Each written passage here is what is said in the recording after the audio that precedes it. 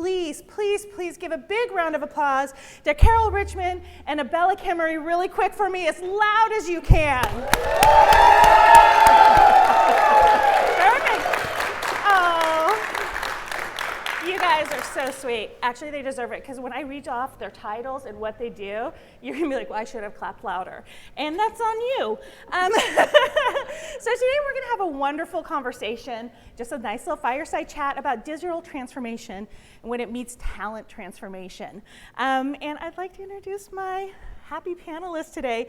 So I have Ebele Kemery, who is the Managing Director, Head of Cloud Skills, Learning and Development, and Dean of Cloud for JP Chase. But wait, that's not all, folks. In this role, she is charged with the firm's public cloud talent transformation, responsible for cloud skills mapping, upskilling plans for cloud native skills, as well as implementation of public cloud curriculum and certificates. Did I miss anything? No, you covered it. You got it all? And right next to her, we have Carol Richmond. And Carol is the Vice President, Cloud Skills Enablement Lead in Corporate Technology, also at JP Chase. This is where you clap. Wonderful. And Carol, sorry, you guys, I keep yelling really into that. Carol is the Cloud Skills Enablement Lead in the Employee Experience and Corporate Technology line of business. Carol oversees the educational strategy and execution for the engineering population, engaged in cloud builds and migration. Did we get it all? Guys, these are awesome roles and jobs and amazing things to have within an organization. I think we can all agree. So I'm so excited up here to talk to them, because I have in the past, and every time I'm done talking to them, I just leave with like a big smile, a whole bunch of joy, and a lot of things that we should be actioning on. So, you guys ready to get started? Let's do this. Okay. I'm living my talk show host dreams right now with the cards and everything. All right, Ebele. So JP Chase recently formed the Public Cloud Enablement and Adoption Function, which helps your engineering teams migrate to cloud at scale. You're leading the Cloud Learning and Development Function, which is responsible for upskilling 38,000 engineers.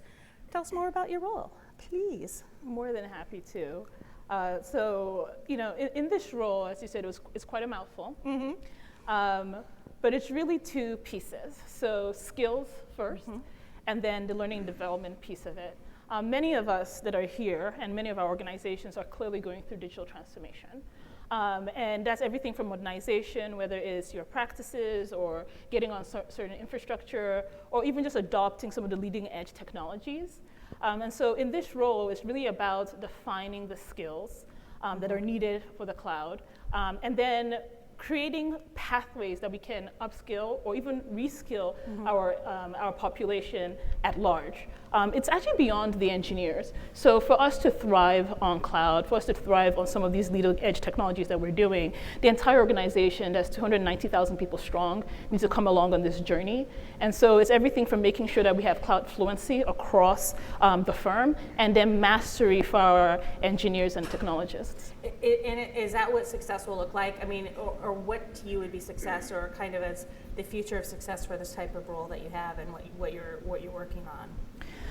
So success has two phases. For one, it's all about delivering business outcome, mm-hmm. right? And so it's very important for us that as we're thinking about learning, we do want to empower the entire organization, but our talent strategy in itself is to deliver on the strategy for the business. And so it is really important for us, and when I think about success, that we can actually take a line from the individuals that we empowered with the skills, we gave them the learning, and we can actually show the outcome, the business value that was created. The other thing is more of a personal thing for me. I really believe that technology is a pathway for wealth. Never in any lifetime that we have had has wealth been more accessible through technology. In other times, you either needed to know someone, but if you have the basic skills, the skills that are in demand, in the future, you can chart your own pathway. You can uplift your entire and transform your entire career and future through that. And so, that's something that drives me, and that's what I think success is, that people can own their own future and their path through skills. I think that's so important. I mean, I met you last year at Richmond for the first time in person, and you told me that, and all of a sudden I'm like, you're right. And it's even being here this weekend, I've had people come up to me, one woman in particular who's like, I earned a practitioner certification last year. It has not only changed the trajectory of my career, but it's changed my motivation. And it really, you nailed it. And it sticks with me every time when you say that, how impactful what you are doing has on not just a person, but people. Like, it will touch so many people. And I love that. Kind of follow up to that, so what does the talent transformation look like for a large company like JP Morgan Chase? I want to start by saying it's complicated, but it doesn't have to be so complicated if you stay close enough to the strategy itself. I think I mentioned that in digital transformation, the talent in itself is what drives getting to that transformation that you're looking for. And for us, when I talked about the business outcome, the only way that we can measure that we're getting closer and closer to where we're trying to go is if we tie learning, if we tie transformation to what we're trying to do. So I'll give it a really tangible example for this group: migration. Right, so migrating your current suite of applications onto the cloud. Many people have tried different ways, where go get a bunch of certifications, opening up learning for everyone, maybe reimbursing your employees for that. We've seen that is great in terms of empowering and celebrating learning, but it doesn't fully move the needle. Instead, when we've been more targeted around what is that outcome, which is migration, so then understand who is the population, personas. I was talking to you about personas, right? So what does it take to migrate an application? What are the different personas in a migrating team? Tailoring persona-based learning to those folks, providing learning at the time of need, right? When they are, making it part of the flow of work. So actually assigning, so we call it like learning epics, right? Where we add learning in the epic, so that we as leaders or as management are creating time or acknowledging time for our teams to learn and not to do it on the weekends, right? And then they're able to acquire that learning. If anyone was able to join my colleague Beth and Andrew, we talked about cloud parties. That's an immersive experience of bringing learning at the time of need. So anyone who's in that migrating path comes to a cloud party where you have that full dedicated time, uninterrupted, no Zoom meetings, your manager isn't calling for XYZ, you're sitting with your own cohorts of personas that look just like you, whether you're SRE, you're learning some of the operate type journeys. If you're a developer or you're in data, you're with those folks, and all the enablement functions that are there also. And so you come out after, even if it's just a day or 3 days when you go through it, with tangible skill sets that you're applying in the moment. And we have found that that's a lot more sticky. I love that. I like going off script because I have one. So I should go off of it. How many people here actually have something where learning is actually part of your work? You have time set aside for learning. It's expected of you. That's wonderful. Okay, that's great. I would like to see all of those hands next year. Do something about that, please. But no, I think that's I think that's something that we often don't talk about, is we expect everybody to do this learning and your full-time job, and there's never, we forget to say that learning is part of your full-time job. Exactly. And yeah. Well, how are you moving the FinOps agenda forward with your learning vision and this transformation that we're talking about?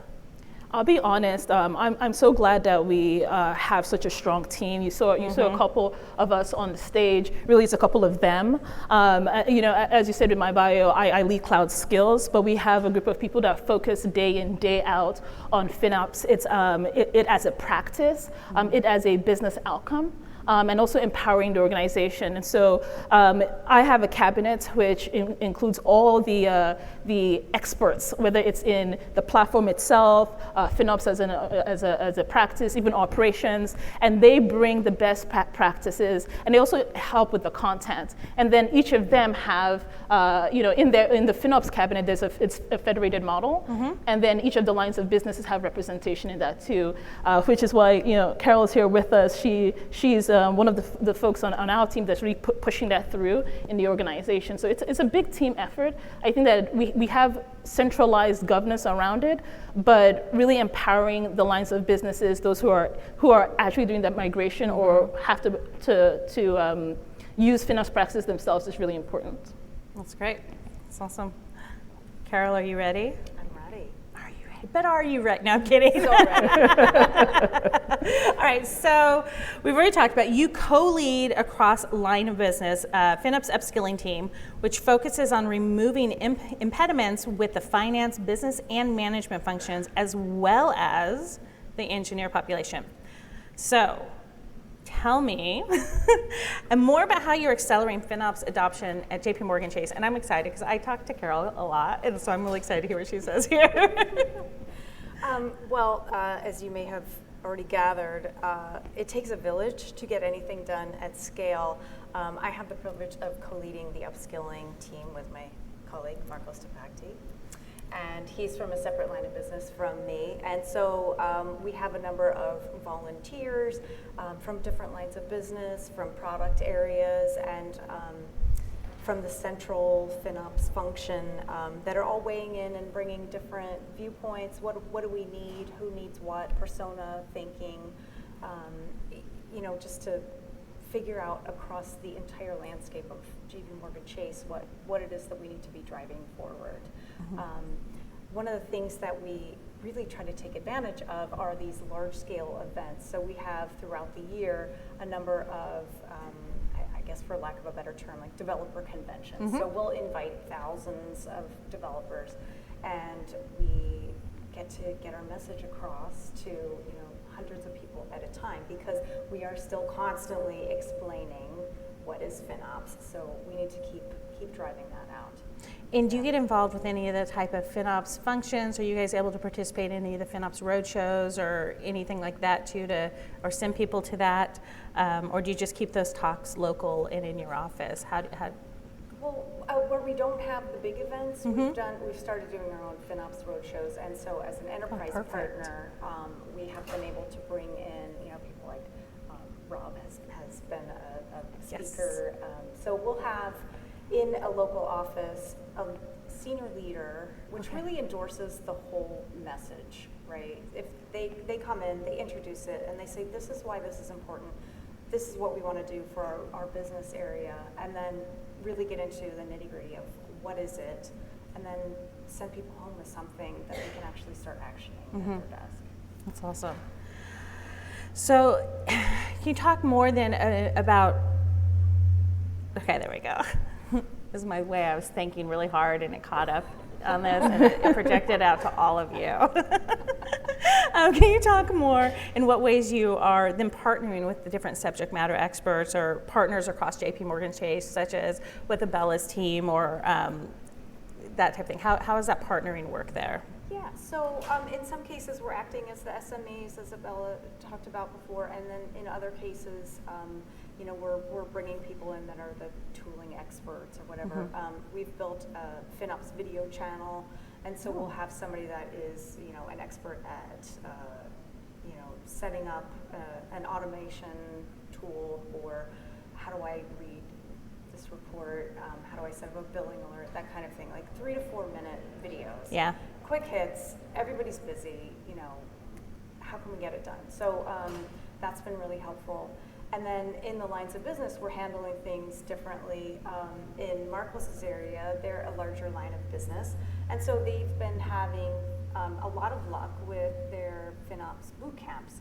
So they'll have a couple of days in a row that they've scheduled, and they'll bring in their FinOps champions, and they will again have a senior leader endorsing what's going to be happening, talk about the OKRs for what needs to be, what everybody needs mm-hmm. to be adhering to.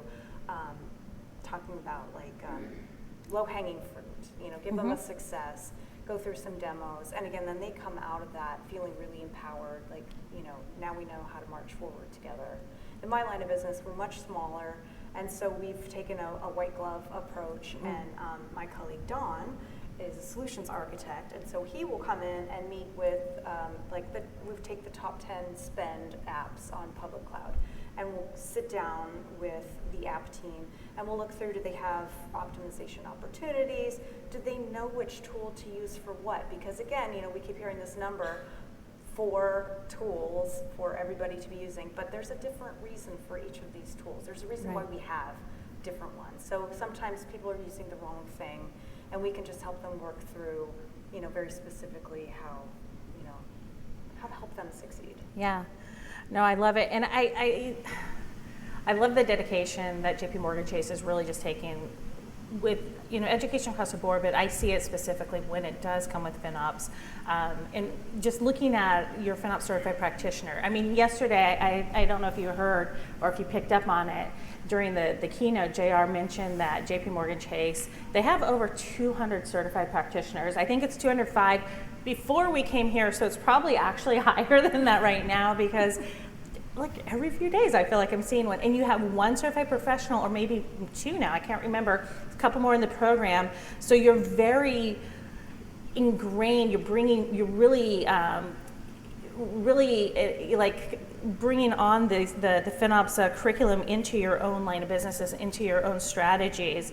Can you tell us some of the best practices and learnings, and like what are some of the challenges in order to bring this back, to bring all of this together, how you're running this program? So let's start with challenges. Yeah. Everybody's busy, everybody's distracted. So in similar fashion to the cloud parties, clear their schedules, clear the points of friction. We've centralized the voucher purchase, so we'll buy a whole bunch of them in bulk, and then somebody doesn't have to figure out, can I expense it? How do I expense it? Is my corporate card still active? I don't know. Is my boss going to approve it? So we've just taken that off the table for them. We've centralized a lot of training resources. How do I get a copy of the book? What else do we have that I can really get engaged in? And then one thing that we've been having a lot of fun with are our quarterly exam prep sessions. And again, this is where you guys have come in to help us out with those. And it kind of gives us a lot of street cred to say, like, yeah, the FinOps Foundation is going to be there, so you better make time. This happens once a quarter. I think you were there for the first one that we did. But I was very aware of it. You were aware of it. Okay, fair enough. Trying to think, there was something else. I'd love to add on that, though. Yeah. I think culture is a really big piece of being able to get this done. Or it could be a challenge depending on the type of culture that you have. Right. And so when I think about, going back to one of the questions you asked about success, turning us into an agile learning culture, having that learning agility being part of what we do, it is a big one. And so we really do value, recognize, and celebrate learning through skills, right? And one of the easiest ways to show a skill that you have, certification does that. You being able to apply that skill. And so I do think that's one of the big things that is important. We celebrate having those skill sets. We've talked about modernization. It's one of our priorities. It's on our agenda. We expect our technologists to show modern skill sets. Cloud, FinOps, part of modern skill sets. And again, the fact that it's a certification, it's a very easy and transparent thing to point to. That's awesome. And I think I would be remiss too, I don't think we actually said in the beginning that JP Morgan Chase is one of the FinOps Foundation's premium enterprise partners. So it's not like we're just randomly showing up to you because we favor you or something. This is a partnership that we have, and I definitely want to make sure I'm not sending out the wrong vibe if people didn't realize that right there, which is great because you've talked about how we've been able to partner with you and bring some of the advisors in like Kyle and Rob and help with some of those boot camps and other like your road shows that we have. All right, we're still good on time. I think we can do a couple more things on here, and then I want to open up to the audience because I have a feeling this is going to be a very audience-heavy question, so start thinking of your questions in about 2 minutes here. So Carol, back to you again, too. Can you share some how JP Morgan Chase has also been leaning in even more with the FinOps Foundation to enhance the training experience? I mean, spoiler alert, they are an enterprise premium partner, but how else have you been leaning in? You've spoken to some of it, but can you elaborate on that at all? Yeah, we've been a beta tester for some of those persona modules, and I think that we bring a wide variety of opinions because we have we have 11 lines of business. And so, when we're testing out some of the trainings, we can try to get people from different lines of business with different viewpoints and stuff to weigh in on how exactly it lands for them. So, we're happy to always be providing feedback. And then I think it's kind of a circular benefit, because when you guys show up to our events, then you get to hear like what's happening, from the trenches. This is what we need help with. This is, Yeah. And not only are you guys helping with like beta testing and education, when we have folks on your team, just like everybody else in this community, participating in the work group. So it's not just the curriculum, it's building the capabilities within the framework to start with, just like all of you, that then build and feed into the curriculum. So it's great to see that partnership and how plugged in all of you have been. I just want to keep talking, but I can't. I have to open up for them too. But so, anyways, a lot of stuff. I want to definitely give all of you a time to ask questions. But I do have one final question, and that's, I think I'm going to throw it back to you. So it's all yours. So we learned a lot about your vision to transform J.P. Morgan Chase's talent at scale. But can you tell me, like, how does this benefit your clients? Because it's not just internal. I'm sure there's other things that you have to consider when you're looking at this transformation. Yeah, so we have 4 key priorities in global technology. The first one, which is directly tied to your question, is about creating delightful experiences, products, and platforms for our customers. The second one is tied to our modernization, so really strengthening our engineering practice. The third is around unlocking our data. I know that's very popular right now. And then the fourth is about protecting the firm and our clients. And so there is no way we will be able to do that without a skilled workforce. Specifically, when we think about some of the delightful experiences that we're creating, using some of the leading edge technologies that are out there, we can talk about, generative AI, AR, VR, quantum, and all of that. It really takes a skilled workforce to do that. And so some of the stuff that you're seeing out there, it's because we're continuously investing in our talent. We really do believe that the talent we have is the talent we need. We recognize that the half-life of skills, particularly in technology, is only 3 years. And as we are rapidly adopting technologies, I can proudly say we already have 300 use cases from AI ML in production right now, many more in the backlog. And the only way we're able to do that is by continuously upskilling our technologists. So, I can go on, but whether it's speed to market, business enablement, stability, we are the largest financial institution in the world. We bank half of the United States. People depend on us to be up, running, and secure. That requires a skilled workforce. That requires the work we're doing and the work of many of our colleagues around the firm. Oh my gosh. Talk forever. Before we get to questions, I just want to make sure we really give them a big round of applause. So please join me, and thank you, Carol and Ebele, for this. But at this time, we do have about 8 minutes. If you have any questions, it would be great. This is an amazing group of people to ask right now. I think we have right over here. Great. Thank you so much. One of the struggles that we have in the financial services industry is like the differences between a generic certification, like AWS certification, or our company, you have to keep things encrypted, obviously. Like, that's a very basic. What's the difference between those certifications that come off the internet and your certifications or the learnings that you have your employees taking? So we do not have internal certifications. However, we're currently evaluating having micro degrees or micro certifications or whatnot. And so one of the reasons why I was very particular to say that my job has 2 functions, where I have skills and I have learning and development, particularly for the point that you're making. So I am defining cloud skills for the firm. Cloud skill is part of our software engineering skill sets. And so if you think about parent skills for software engineering, most of them, except probably one in our case, have cloud skills that fall underneath them.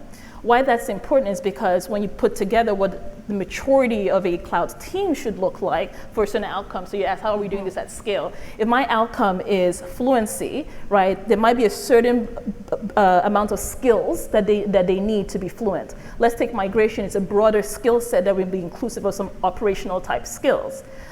After you're able to identify each of those skills, then you can say what is covered by industry set certifications, because it's not a good use of our dollars and time to reteach that, right? So then go ahead and take an industry certification. But those same skills, what is JP Morgan specific in terms of process and tooling? So I talked about modernization. Part of our showing modern skill set is that you use our pipelines and use our modern platforms. And so for those skills I just outlined that are cloud skills, we will then create the learning and content, that's the other side of my job, the learning that is required on those toolings, processes, or JPMC. So when you have taken your certification and you go through our learning that is JP Morgan specific, you come out with a complete skill set. But you're right, I can take the most specialized cloud developer out there, bring them into our environment, they can't do their job. Right, because they need to understand how to do their job in our own environment, and that onus is on us as a firm. Hi, good afternoon. Thank you for the conversation. Quick question, I'm not sure if you can share this, but I would love to understand what the breakdown is between each of the different personas in FinOps and your 200 plus certified individuals. And are you trying to push one particular persona for greater certification percentage over another persona? Where does that fall for you? So I'm going to speak high level, and Carol, I'd love to pass it on to you. We are not command and control, so we have not set a hard target on this. But we have said many times that our expectation for our technologists is to be fluent in technology. The fastest way to be fluent in cloud is to get the practitioner certification. And so we have said that, and we encourage, and I talked about us celebrating and valuing learning. And so that is coming from the very top about if you want to be fluent in cloud, which is a leading edge technology, you should get your certification. In terms of the personas and breakdown, I'll let Carol to say if there's any of that. I'm not even sure that we know. Yeah. Yeah, but I might have to go back and run those numbers. Yeah, but for us, we are encouraging our 60,000 technologists to be fluent through practitioner level certification.